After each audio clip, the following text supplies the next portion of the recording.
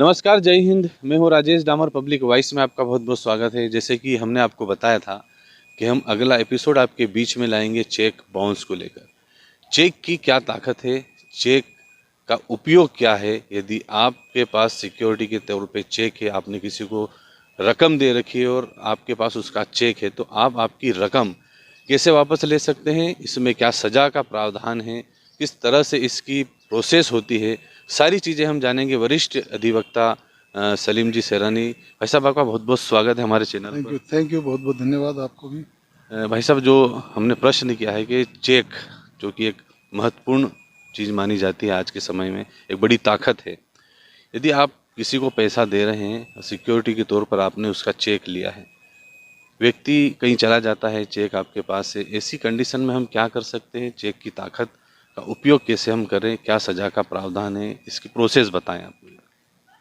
देखिए, चेक अगर आपने किसी ने आपको दिया है, वो बदले में चेक जो देने वाला है, तो वो दो तरीके से चेक को देता है। या तो कोरा चेक दे देता भरोसा करके, या फिर कोई अमाउंट जो है आपका जो उधारी का लेन देन है, वो अमाउंट को उसमें चेक में भर कर और अपने हस्ताक्षर करता है।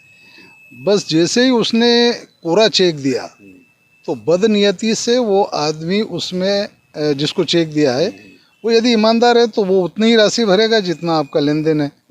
और अगर उसकी नियत में खोट आई और बदनियती से उसने जितना भी रुपया भर दिया, सो भर दिया, आपके कोरे चेक पर हस्ताक्षर होना इस बात का सबूत हो जाता है कि आपने चेक तो दिया है। अब उस चेक का वो उपयोग किस तरीके से करेगा, यदि आपने उसको चेक दे दिया है और उस चेक को वो बैंक में ले जाकर विड्रॉल करने से पहले अगर आपका लेन देन साफ सुथरा हो जाता है, आप राशि देकर वापस चेक ले लेते हैं, तो बहुत अच्छा है। और अगर आपने राशि नहीं दी और चेक का समय अवधि भी बीतती जा रही है, तो फिर संबंधित व्यक्ति उस चेक से राशि लेने का प्रयास करेगा। इसी दौरान वो चेक बैंक में लगाएगा, और चेक जैसे ही बैंक में लगाएगा और अगर आपके खाते में पर्याप्त राशि नहीं है, तो बैंक अपने मेमो में ये लिख कर दे देगी कि आपके खाते में अपर्याप्त राशि होने के कारण चेक का भुगतान नहीं किया जा रहा है। और जब चेक का भुगतान नहीं होगा, तो वो बाउंस होना माना गया। मतलब फिर वहाँ से शुरू हो जाएगी प्राक्रम या लिखित अधिनियम 1881 की धारा 138 का प्रावधान। अब जैसे ये धारा 138 का प्रावधान शुरू हुआ, तो यदि आदमी समझदार है तो उस चेक से राशि लेने का प्रयास करेगा, और उसके लिए वो अपने संबंधित अधिवक्ता के पास जाएगा, और वहाँ से उसका प्रोसेस शुरू होता है कि वह चेक लेकर, ये चेक को आप कम से कम 90 दिन तक अपने साथ पास रख सकते हैं। और 90 दिन तक आप प्रयास कर सकते हैं कि पार्टी हमें पेमेंट दे दे, भुगतान दे दें। अगर नहीं देते हैं तो फिर आप लीगल नोटिस आपको देना होगा, और आप अपने अधिवक्ता के माध्यम से लीगल नोटिस देंगे, और उस लीगल नोटिस का भी समय समाप्त हो गया और फिर भी उसने राशि अदा नहीं की, तो फिर आपको कोर्ट के अंदर परिवाद पेश करना होगा।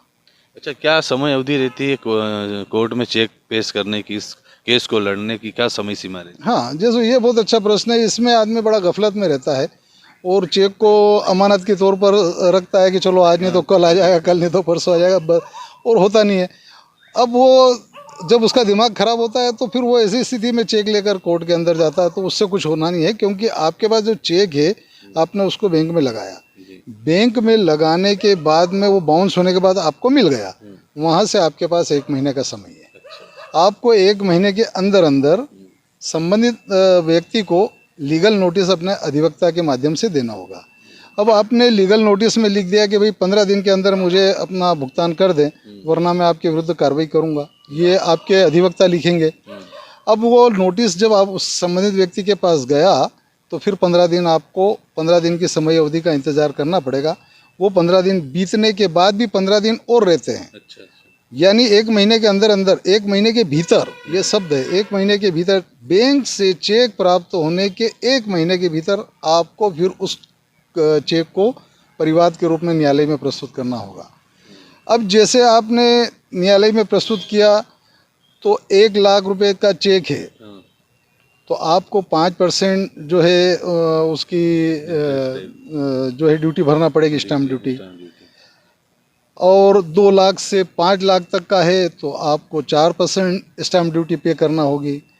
और 5 लाख रुपए तक का है तो आपको 2% स्टैम्प ड्यूटी। ये एक प्रतिशत है, जो जितने रुपए का आपका चेक है उतना रुपया तो आपको पहले भरना होगा, तब जाके आपका दावा लगेगा। अच्छा। वरना आप उस चेक से उतने राशि जितना, कई बार क्या होता है कि कोरा चेक देखकर आदमी के मन में लालच आती है कि मुझे इससे 2 लाख रुपए लेना है, तो ब्याज जोड़ लो, ये जोड़ लो, वो जोड़ लो, और 5 लाख रुपए भर दिया।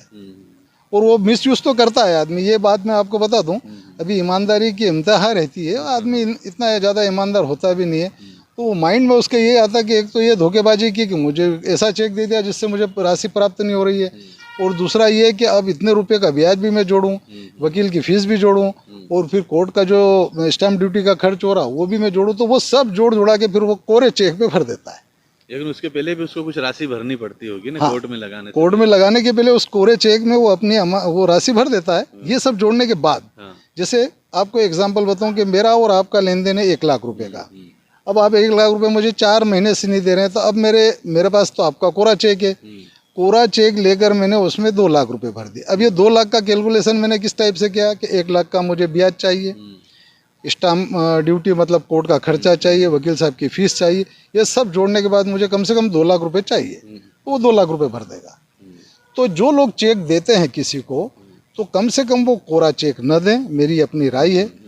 और जो लोग चेक लेते हैं वो समय अवधि का ध्यान रखें। अगर आदमी ने आपके साथ धोखेबाजी की है तो आप उस समय अवधि के अंतर्गत उनको नोटिस दें, बैंक में लगाएं और कोर्ट में लगाएं। ये जो प्रोसेस जो मैंने आपको बताया समय का, उसका ज़रूर ध्यान रखें, वरना आपका चेक जो है वो एक क्रिमिनल केस से हटकर फिर सिविल केस की ओर जाना पड़ेगा आपको। उसी चेक के माध्यम से फिर आपको वसूली का दावा लगाना पड़ेगा। अच्छा, वो अलग प्रोसेस वो अलग प्रोसेस है। अब इसमें सज़ा का जहाँ तक प्रावधान है, तो अगर चेक बाउंस पर न्यायालय इस नतीजे पर पहुंचती है कि अभियुक्त ने जो है अपराध किया है, तो अधिकतम 2 वर्ष की सज़ा और चेक की राशि की दुगनी राशि मतलब डबल राशि देने का भी आदेश कोर्ट कर सकती है। सामान्यतः कोर्ट 6 महीने से 1 साल तक की सज़ा करती है, लेकिन 2 साल तक की सज़ा का प्रावधान है। और उस चेक की राशि का डबल राशि का आदेश भी न्यायालय कर सकती है, और न्यायालय के सविवेक पर निर्भर करता है। तो कुल मिला के ईमानदारी का जहाँ तक सवाल है, चेक मिलने के बाद बहुत कम लोग ईमानदार होते हैं, और अक्सर जो लोग चेक देते हैं वो भी ईमानदार नहीं होते हैं। वो देते ही इसलिए हैं कि इस चेक का कहीं ना कहीं बाउंस होना है।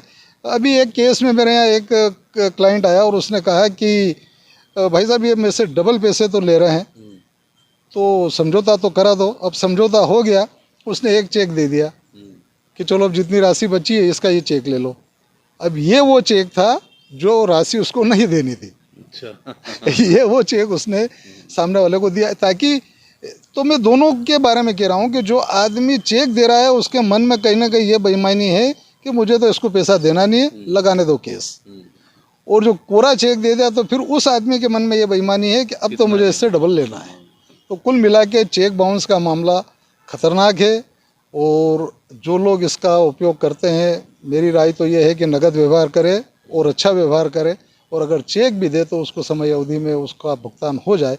अपने खाते में पैसा हो तो चेक दे, वरना चेक बुक तो लोगों के पास काफ़ी होती है और बैंक में पैसा कम होता है। तो आपने सुना वरिष्ठ अधिवक्ता सलीम जी सेरानी के साथ कि यदि आप किसी को चेक दे रहे हैं तो सोच समझ के दें, और यदि आप चेक लगा रहे हैं तो आप सोच समझ के लगाएं।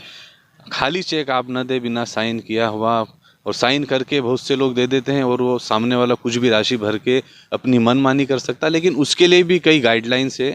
तो आपको हमारा ये वीडियो कैसा लगा, आपकी राय कमेंट बॉक्स में ज़रूर दें। और भी ऐसे कोई प्रश्न है आपके मन में जो आप जानना चाहते हैं, सिविल से जुड़ा हुआ, कोर्ट से जुड़ा हुआ, कानून की धाराओं से जुड़ा हुआ, तो कमेंट बॉक्स में ज़रूर कमेंट करें। हम आपके बीच में ऐसे केस लाते रहेंगे।